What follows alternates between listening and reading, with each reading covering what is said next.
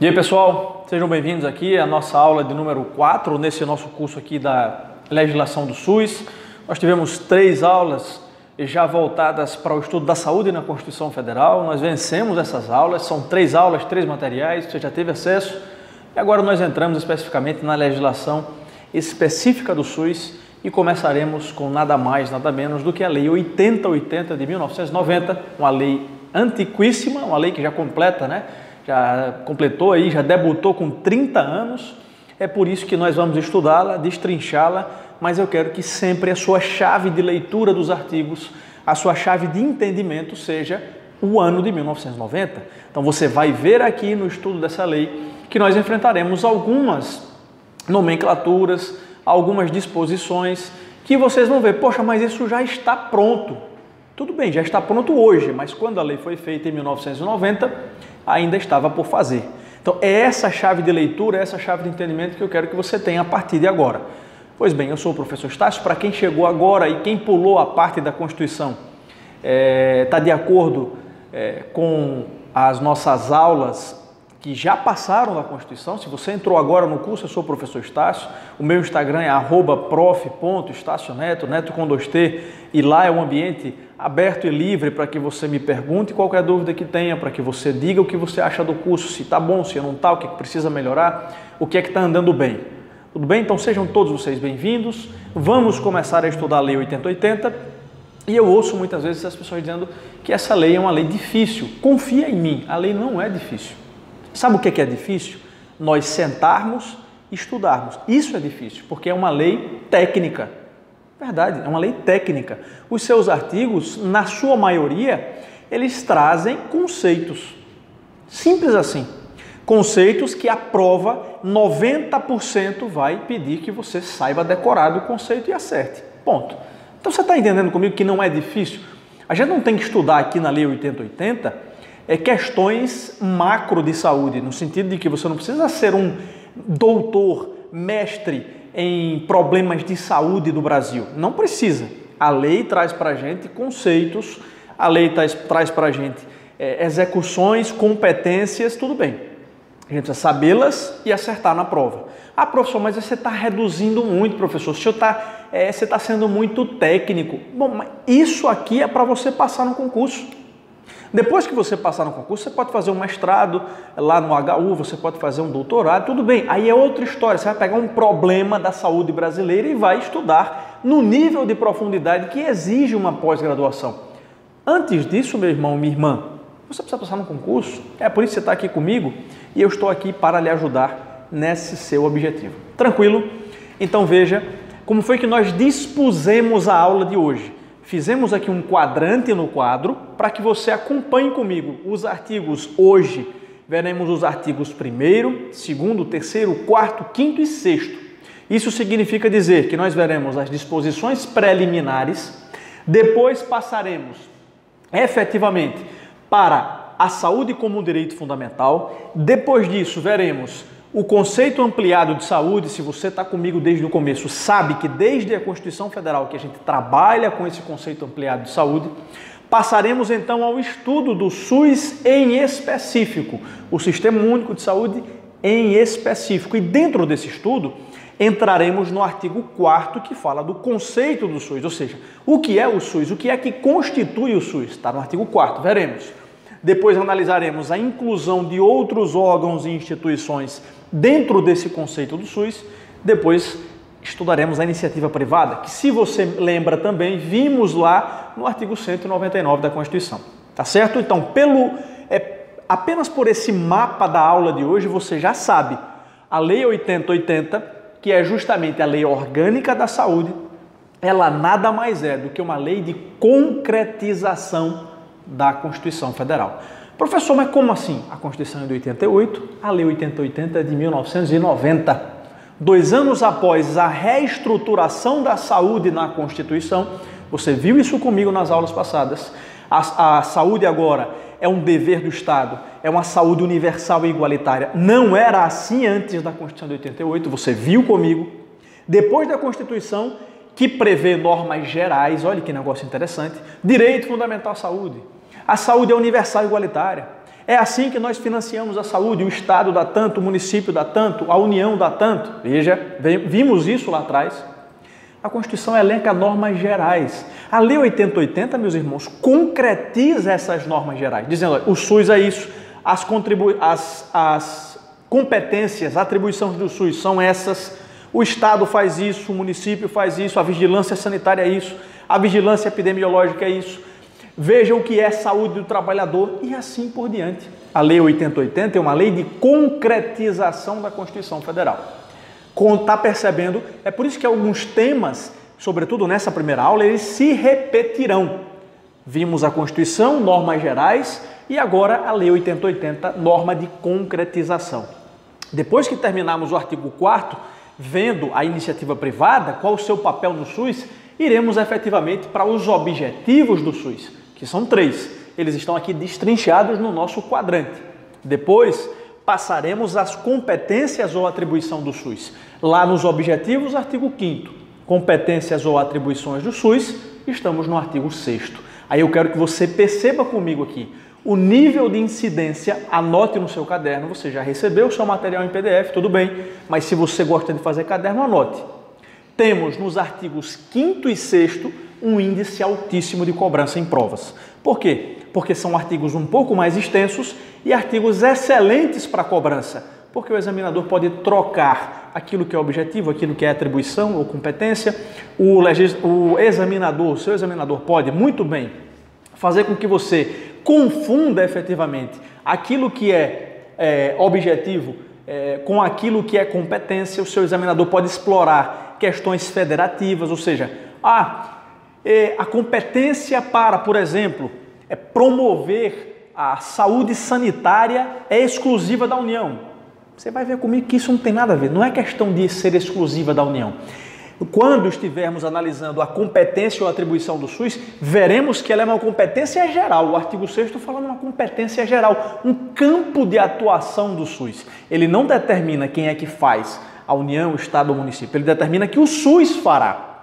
Tudo bem? Então esse é o mapa da nossa aula. Comecemos, portanto, pelas disposições preliminares. Eu quero que você destrinche comigo, eu quero que você faça efetivamente uma cirurgia no artigo 1º e que você acompanhe comigo a correspondência desse artigo 1º da Lei 8080 com o artigo 241 da Constituição Federal. Eu sei que muitos cursos por aí afora não falam do artigo 241 da Constituição. Eu sei que o 241 da Constituição não tem nada a ver com o capítulo da saúde, porque você sabe, o capítulo da saúde começa no 196 e vai até o 200, estudamos juntos isso. Professor, então por que o 241? Anote, leia e você vai entender daqui a pouco. Eu sei que muitos cursos não falam disso, as apostilhas não trazem, mas eu quero que você tenha uma preparação completa. Tudo bem? Nada demais, não se trata de um artigo com 200 páginas, é simples, curto, mas vai fazer você entender. Beleza? Venha comigo. Olha o que o artigo 1º da Lei Orgânica da Saúde me fala. Esta lei regula em todo o território nacional, você está com o PDF, você está vendo que eu grifei, eu sinalizei todo o território nacional. Veja, o SUS é um sistema único de saúde. Todo o território nacional é regulamentado pela Lei 8080, no sentido de que é a Lei Orgânica da Saúde. Esta lei regula em todo o território nacional as ações e serviços de saúde executados isolada ou conjuntamente em caráter permanente ou eventual por pessoas naturais ou jurídicas de direito público ou privado. Veja que interessante esse primeiro artigo.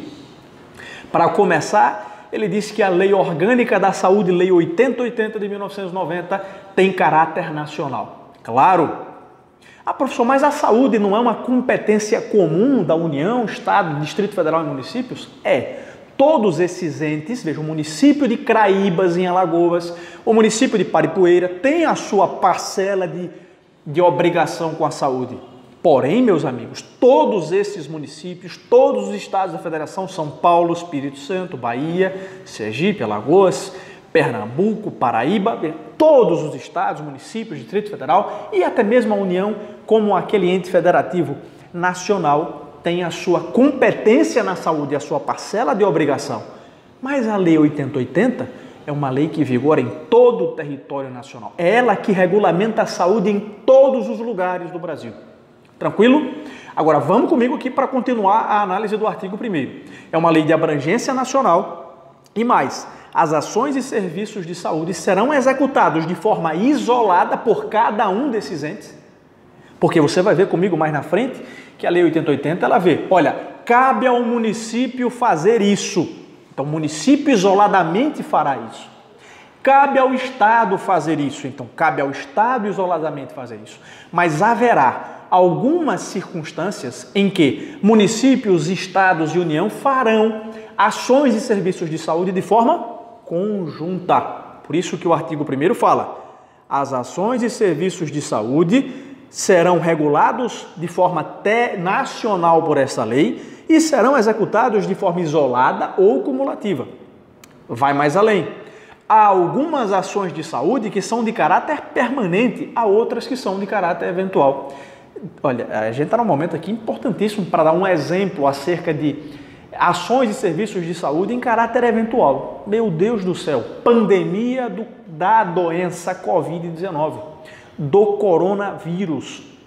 Tudo bem? Veja, estamos no momento em que ações e serviços de saúde estão sendo tomadas já de forma eventual. Por que eventual? Porque o coronavírus não existe sempre, é diferente da cólera, é diferente da AIDS. Você está me entendendo? Então, existem ações de saúde que são de caráter permanente. Veja, cólera, diabetes, doenças hipertensivas, elas são permanentes. Veja, medicamentos, atendimento, acompanhamento psicológico, tudo isso tem caráter permanente na população brasileira.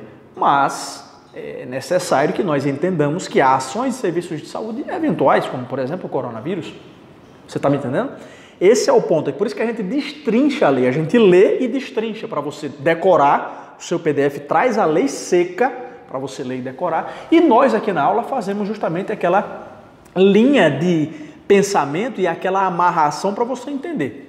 Então veja, os serviços serão executados de maneira isolada ou conjunta entre os entes federativos, mas tem alguns serviços de caráter permanente e outros serviços de caráter eventual. E mais ainda, quem é que vai ficar responsável por esse tipo de ação e serviço de saúde?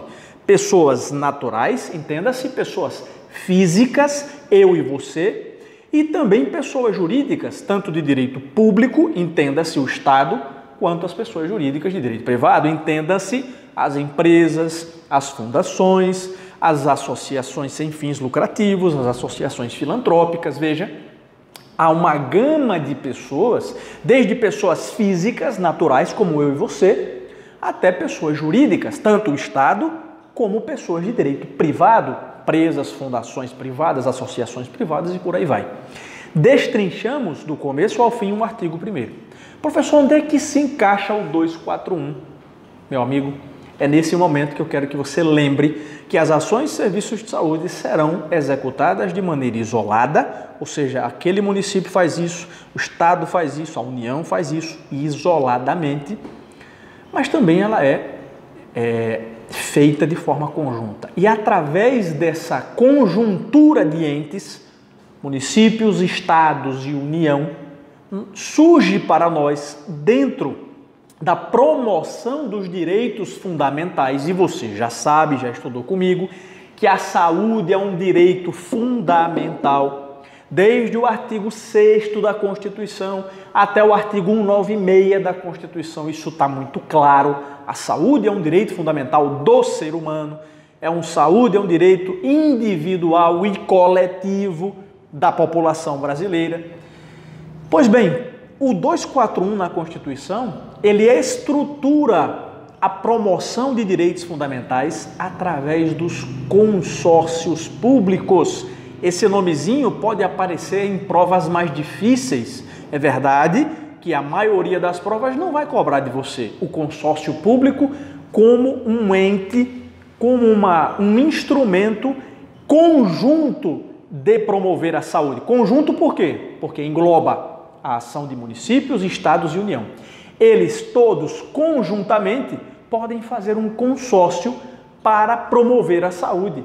Imagine, municípios do estado de Alagoas, municípios vizinhos, promovem um consórcio para desenvolver atividades, serviços e ações de saúde. Percebe?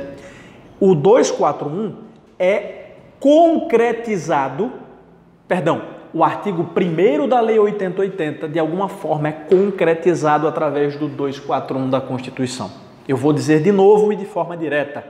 Quando eu leio no artigo 1º que as ações serão desenvolvidas de forma isolada e conjunta, quando eu pego conjuntamente, eu tenho que entender que municípios, estados e União podem se juntar para promover ações e serviços de saúde. Eles podem empreender esforços conjuntos, o município dá tanto, o estado dá tanto e a União dá tanto.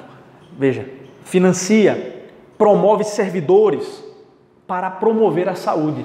Agora você me perguntaria, professor, eu entendi que eles podem fazer isso conjuntamente, mas qual o instrumento jurídico? Veja, eu sou professor de Direito, você está aqui querendo fazer o concurso da CESAL. Você não precisa ser formado em Direito, muito ao contrário, você tem que ser formado na área de saúde.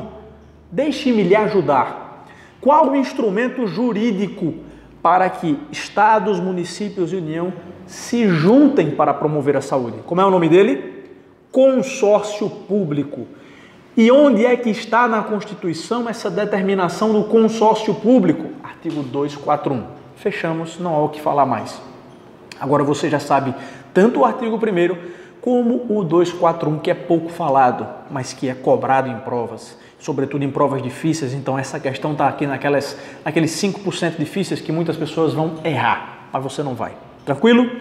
Conta comigo e vamos em frente. Na segunda parte, veremos as disposições gerais sobre a saúde dentro da Lei 8080. E a primeira delas é a saúde como efetivamente um direito fundamental.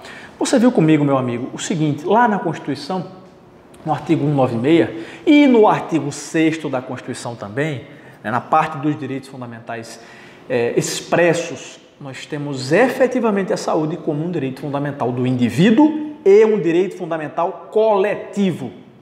Tranquilo? O que é que faz o artigo 2º? Nada mais, nada menos do que concretizar a norma geral da Constituição. Venha comigo. Artigo 2º. A saúde é um direito fundamental do ser humano, devendo o Estado promover as condições indispensáveis ao seu pleno exercício. Perceba. Olha o diálogo do artigo 2º da Lei 8080 com o artigo 196 da Constituição. Essa aula serve para isso, para você fazer as ligações necessárias com a primeira parte do curso, que foi a saúde na Constituição. Você entendeu? Veja, a saúde é um direito fundamental do ser humano e o Estado promoverá ações indispensáveis ao seu pleno exercício. Não há muito o que a gente aprofundar aqui. Está muito claro o que é que a Lei 8080 está dizendo. Todo ser humano tem direito a quê? A saúde. E quem é o responsável pela promoção da saúde do ser humano? O Estado. O Estado entendido, claro, como o conjunto de poder, o conjunto de esforços, órgãos, secretarias, ministérios, que é estruturado para cumprir o bem-estar social. Dentre os meios de bem-estar social está a saúde. Não há mais o que você entender. Tá claro? Não há mais o que você se complicar. Saúde é um direito fundamental do ser humano e cabe ao Estado promover ações indispensáveis para o seu exercício. Fechado? Tranquilo? Se você vem comigo para o artigo 3º, você verá o que é o conceito ampliado de saúde. E lá nas aulas de Constituição, na parte que estudamos a Constituição Federal e efetivamente a parte da saúde na Constituição, você viu que eu lembrei e mencionei que ao estudarmos a Lei 8080, veríamos em loco, veríamos efetivamente expresso o que é o conceito ampliado de saúde na Lei 8080. Chegou a hora, portanto, de você ver comigo o que é que diz a Lei 8080. Artigo 3º dessa Lei 8080, veja. Os níveis de saúde expressam a organização social e econômica do país. Veja, o que é que os níveis de saúde expressam? Se a saúde da população é uma saúde alta, isso significa dizer que a organização social e econômica de um país é boa. Se a saúde da população é baixa, é péssima, altos índices de doenças, infecciosas, contagiosas, doenças que, por exemplo, a Europa já superou há anos, mas em alguns países essas doenças ainda são muito prevalentes. Isso significa que a organização social e econômica do país é baixa. Olha que interessante. Os níveis de saúde expressam a organização social e econômica do país, tendo a saúde como determinantes e condicionantes. Vamos lá, veja comigo agora o que é o conceito ampliado de saúde, viu? Veja comigo o que é o conceito ampliado de saúde, meus amigos. O que é que determina e condiciona a saúde de um povo? O que é que determina efetivamente as condições econômicas e sociais de um Estado dentro da saúde? Olhe lá.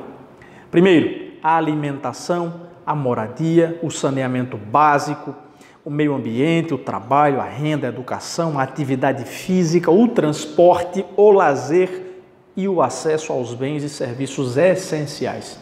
No parágrafo único, você vê, dizem respeito também à saúde as ações que, por força do disposto no artigo anterior, se destinam a garantir às pessoas e à coletividade condições de bem-estar físico, mental e social.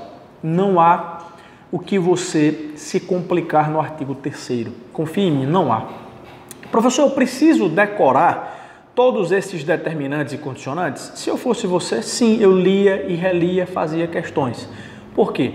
Porque em 2013 nós tivemos o acréscimo aqui nesse artigo do transporte, por exemplo. Então veja, o transporte não era um fator determinante e condicionante da saúde de um povo, mas hoje é. Eu quero que você entenda que saúde significa bem-estar. E o bem-estar, você sabe, ele engloba fatores biopsicossociais, biológicos, psicológicos e sociais. Então não posso pensar apenas na saúde biológica. Você faz um exame no cara, ele não tem câncer, ele não tem nenhuma infecção, nenhuma inflamação, tudo bem. Mas a saúde psicológica e social dele pode estar em baixa. Como assim, professor? Esse cara não tem acesso ao saneamento básico, ele não tem acesso a transporte, ele não tem acesso a lazer, não tem acesso a moradia, alimento precário, veja. Isso significa que a saúde deste cara, dentro de um conceito ampliado de saúde, está em baixa. Isso vai impor ao Estado, o Estado como um todo, tá? União, Estados e municípios. Isso vai impor ao Estado que o Estado haja para diminuir os riscos de doença, que nós vamos ver que é um objetivo do SUS. Você está vendo como as coisas se complementam? Então eu tenho um conceito ampliado de saúde que faz com que o Estado preste atenção a vários e vários fatores determinantes e condicionantes da saúde para que ele haja. Então, se eu tenho saneamento básico precário, moradia precária, alimentação precária, veja lá, tudo isso em tese faria com que a saúde não se metesse, porque isso é questão de outras áreas do Estado, saneamento, alimento. Não, a saúde se mete sim, porque tudo isso faz parte da saúde biopsicossocial do cidadão. Tá claro? O bem viver, o bem-estar físico, social e psicológico estão todos aqui envolvidos. E eu não estou inventando, isso tudo está no artigo 3º da nossa Lei 8080. Tranquilo?